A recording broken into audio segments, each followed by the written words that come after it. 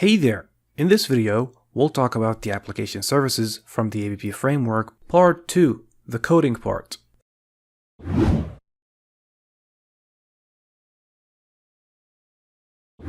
Alright, let's take a look at the CRUD app service first. We first created an interface for the app service and we called it the iCRUD Customer Group App Service. We've implemented the iCRUD App Service interface and we passed in our DTOs, the Customer Group DTO, the GUID, the Paged and Sorted Result Request DTO, and the Customer Group Create Update DTO.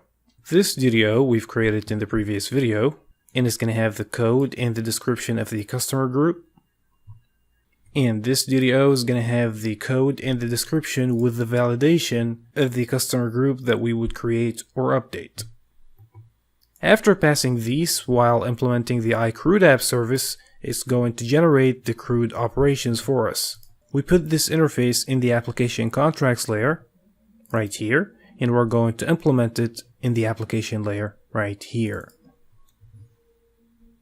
in the CRUD Customer Group App Service class.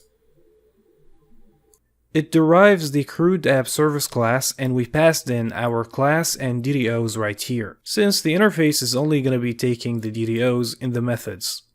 But we do need our classes right here to implement the interface. We've also passed in the GUID, the Paged and Sorted Result Request DTO, and the Customer Group Create Update DTO. And of course, we've also implemented our interface. We've injected the Customer Manager as well, and we've also got our Customer Group repository with the primary key in the constructor.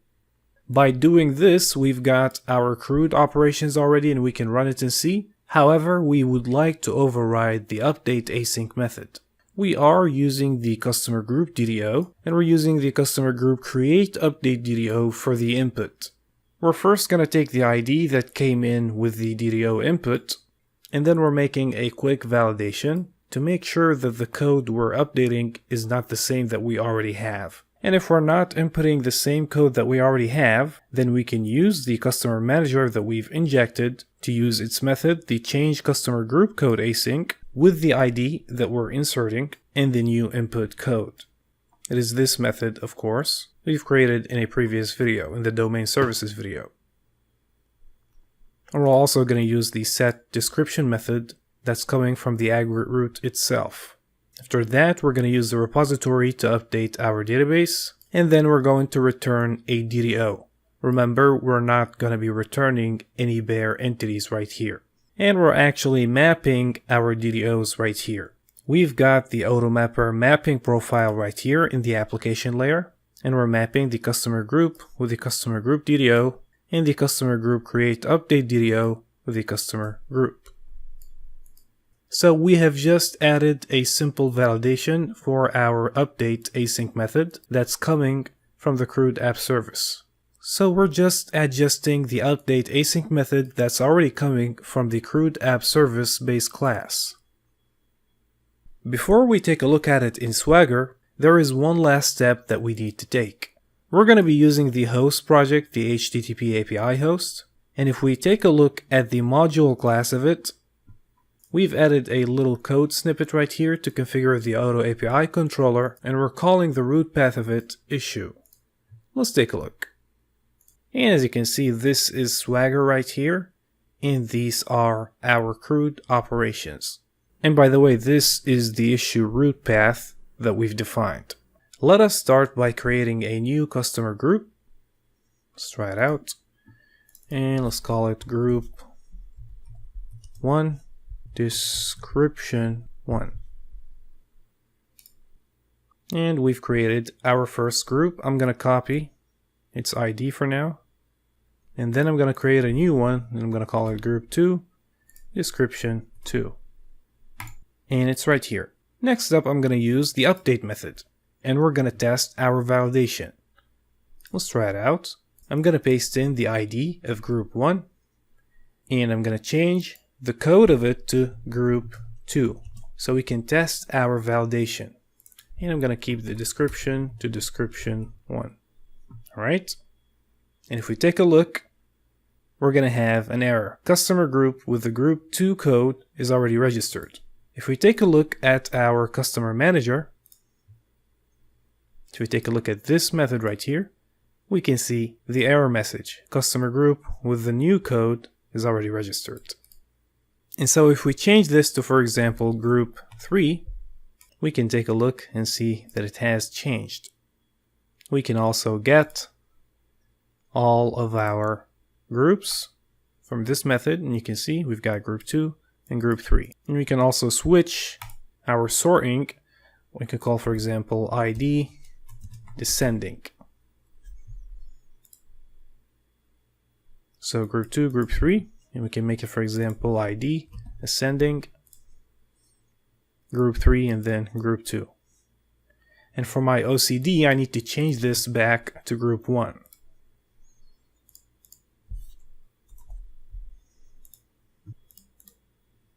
Right, good to go. And we can also get it by the ID. As you can see, group 1, description 1, got it by the ID. And we can also delete it.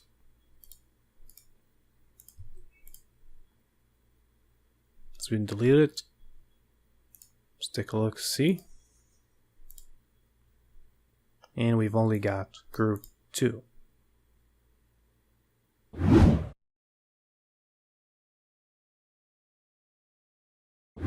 Assuming you wanted to create everything yourself, you wanted to create your own methods, you can do that as well using the application service interface.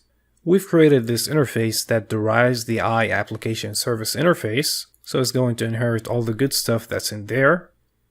And we're defining the following methods: the get async with the primary key parameter, the get by code async with a string parameter, the get list async with the paged and sorted result request DTO, the create async with the customer group create update input DTO as well, and the update async with the same DTO, but with the primary key. And finally, the delete async using the primary key alone. That is in the application contracts layer, and we're going to implement it in the application layer, customer group app service. It is going to implement its own interface that we've defined right here that derives the application service. And it's also deriving the base class of the solution itself, the issue management app service. It's got the localization and the object mapper context.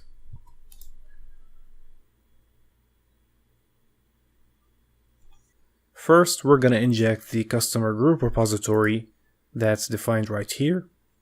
It's got one method which is called find by code async, and it is being used all around our application. We're also going to need the customer repository and the customer manager. But we're not going to load them with every object. Sometimes we're going to load them, and sometimes not. So we're using the lazy service provider provided by the application service interface. Here we are implementing the methods. We've got first the get async method using the ID. And as simple as it seems, it's only going to return the DTO mapping using the customer group repository to use its method, the get async method, to get it by the ID. It is of type customer group DTO, and it is the same with the get by code async method. This time we're going to get it by the code instead of the ID. We're going to use the customer group repository to use its method, the find by code async. Now this method is coming from the iBasic repository itself that the customer group repository is inheriting from. If we take a look right here, it is inheriting the iBasic repository, and so this method is coming directly from there. But this one is a custom method that we've defined right here, and it is implemented in our EF Core class. As you can see right here, it gets it by the code. And so we're using the customer group repository to use this method, the find by code async. So it's going to take the code that we've inserted with the method and check whether the code already exists or not. And if it's null, then it does not exist. And it's going to throw this error. Other than that, it's going to return the DTO map. And the next one is the get list async that's going to return to us a list of customer groups. And it's got the filters, whether it's by code, a skip count, and max result count, and sorting. And the next one's the create async. That's going to take the input DTO, and it's going to use the customer manager to create a new customer group. And this is the method. it is going to insert it, and then it's going to return the DTO. And the next one is the update async method, and it's got the same logic and same validation of the update async method that we have overridden in the accrued app service. And it's going to check whether the code that we've inserted is the same code that we have. And if it's not the same, if it's a new code, then it's going to use the customer manager methods to change the code and the description. It's going to update it, and then it's going to return the DTOs. And last but not least is the delete async method. It's going to get the customer group by the ID, and then it's going to take the ID of this customer group, and it's going to use the customer repository to check whether we've got some customers onto this customer group or not. Because of course we cannot delete a customer group that's got customers onto it. And so if that's bigger than 0, then we've got some customers onto it, and we're going to throw this exception. There are customers connected to the customer group with this code. Other than that, we can delete it. Let's see this in action. And let's take a look right here. Let's create a new customer group. Let's call it group 1, description 1. And we've created it right here. Let's create another one. Let's call it group 2, description 2. Let's get them. Let's take the ID of the first one, and let's test it by changing it to group 2. Let's try it out. I'm going to call it group 2, description. And we can see the exact error message that group 2 code is already registered. Let's change it to, for example, group 3, and it's a success. Switch it to group 1. We can also get it by the code, group 1, or for example group 2. Let's see, it's right here. We can also get it by the ID. That's group 1, and we can also delete it by the ID as well.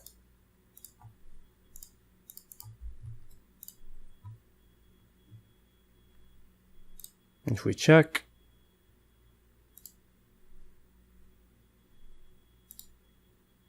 we've only got group 2. And we also have the sorting and skip count and max result count. And we can also test our logic. Let's say, for example, group 4 does not exist. Yeah, we can see the error message that we've put. Customer group with the group 4 code was not found. Coming from here. Just gotta call it this. Right here. And if we check, we can see that we have group 2, right?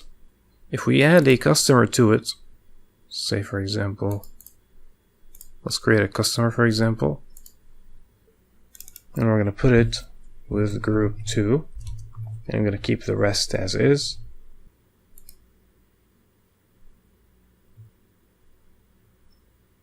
And then I'm going to try to remove group 2.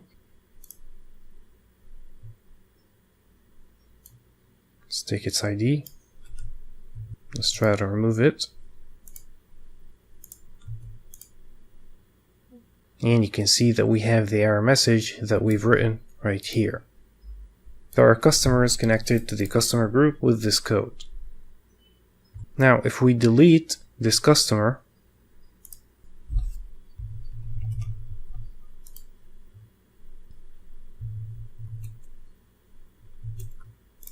if we delete it,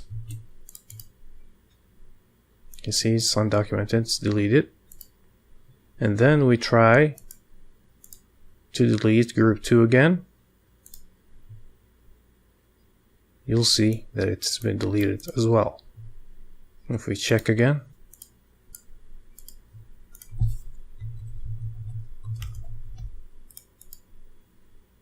it does not exist.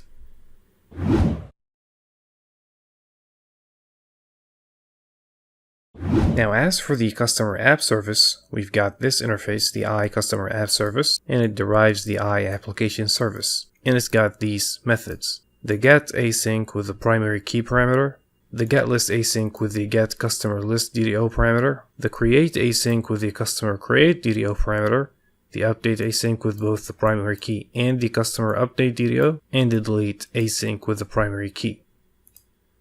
Let's see how we implement these in the application layer, in the customer app service class. First of all, we're going to derive the base app service class of our project, and we're also going to implement the I customer app service, the interface that we've defined right here. We're also going to inject the I customer repository with these three methods: the get with details async, the get list async, and the get count async. If we take a look at the references, we'll see that these methods are in the EF Core customer repository. The same thing with the EF Core customer group repository. We've got a custom repository right here, so we can customize the database operations of both the customer and the customer group. Now you might also be wondering how we did that with the customer group repository as well. So after injecting the repository, that's got these three methods: get with details async, get list async, and get count async. If we take a look at the references, we'll see that these methods are also in the EF Core customer repository.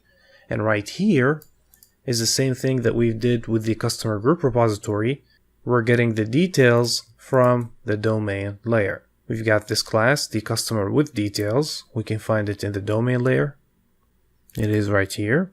It does implement the I has extra properties interface, and it's got these properties: the ID, the name, the surname, all the details that we're going to need in our application services, along with the extra properties dictionary. And so if we take a look at the EF Core customer repository, we can see that we've got these methods: the get with details async. It's going to use the apply filter method, which is a bit of a long method right here. And then it's going to get the details by the ID of the customer. And then it's going to return the result. We've also got the get list async method right here with the skip count and the max result count and sorting and all of that. And it's applying all of that right here. Pure EF Core, along with the get count async method, which is almost the same. We still got the with details async method that we've used in previous videos, but we're not using it anymore. And we can still use it whether we wanted to toggle the with details or not. And since the EF Core project has reference to the domain layer, we can have access to the details of the aggregate routes that are inside. Now with this in mind, we can take a look again at the customer app service class. First, we've injected the I repository. We've also injected the customer manager, same way we did with the customer group app service. After that, the first method is the get async method using the ID. And as simple as it looks, we're just going to use the repository to use its method, the get with details async, and we're going to grab it by the ID. So we can get all the details about a customer, and then we're going to return a DTO. The next one is the get list async with the paged result DTO of type customer DTO, and using the get customer list DTO input. It's going to check for the sorting. And also use the customer repository to use the get list async method from the customer repository. It's going to check for the sorting and also use the customer repository to use its method, the get list async, with the skip count and max result count and sorting and all of that filtering. And it's also going to use the get count async method from the repository as well, and use the input filter as a parameter. And it's going to return a paged result DTO with the customer DTO. And next up is the create async method with the customer with details DTO and the customer create DTO as input. It's first going to create a new customer with the GUI generator and name and surname and everything. After that, it's going to use this method, which is called set customer base async, and it's going to pass in the customer and the customer create DTO input. If we check this method, it's a protected virtual method, so it's not going to be seen in the Swagger UI. It's only going to be used by the methods that are in the Swagger UI. it is going to take the customer object and the DTO input that we've passed in from above, and it's going to put it in the set customer group async method that's coming from the customer manager, from the domain service. After that, it's going to assign an address for it as well. It'll also use another protected virtual method, which is called set customer contact information, and it's going to set the contact information for our customer. And this method is going to include everything from the delete to update to create, and then it's going to complete the task. And after that, we can set more properties for the create method, and then we're going to use the repository to insert the customer, and we'll return the DTO. And then we're going to pass the DTO inside of a variable and return it. Next up is the update async method. In a similar way to the create method above, it's going to use the customer with details DTO. In a similar way to the create method above, it's going to use the customer with details DTO that's used in the previous method, and it's going to use the ID and the customer update DTO as inputs. First, it's going to use the customer repository to grab the customer object by the ID, and then it's going to use the set name and set surname methods defined in the aggregate root itself. And after that, it's going to use the same set customer base async method that's defined right here, the protected virtual method. So it can set the customer group, the address, and the contact information together. After that, we can set more properties to the update method, and then we're going to update the database, put the DTO in a variable, and return it. And last but not least, the delete method. We're just going to grab it by the ID and then delete it. Let's see this in action. Let us first create a new customer group. Let's call it group 1, description 1. After that, we can create a new customer. Let's call it Hamza. Customer group code is going to be group 1, and the rest can be dummy information. It's not a big deal. We can see it's already created. Let's create another one.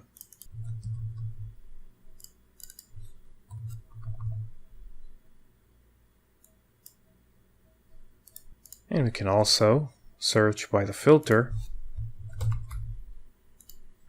of the first name. We've got 2 records with the first name as Hamza.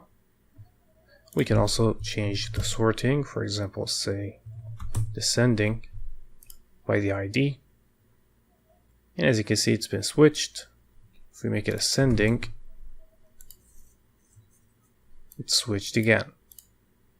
We can update it. Let me grab the ID of this one.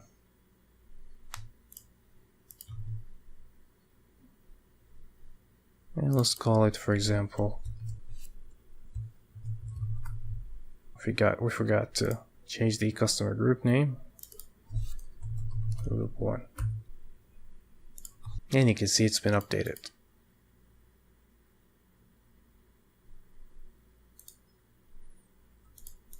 You can get it by the ID itself.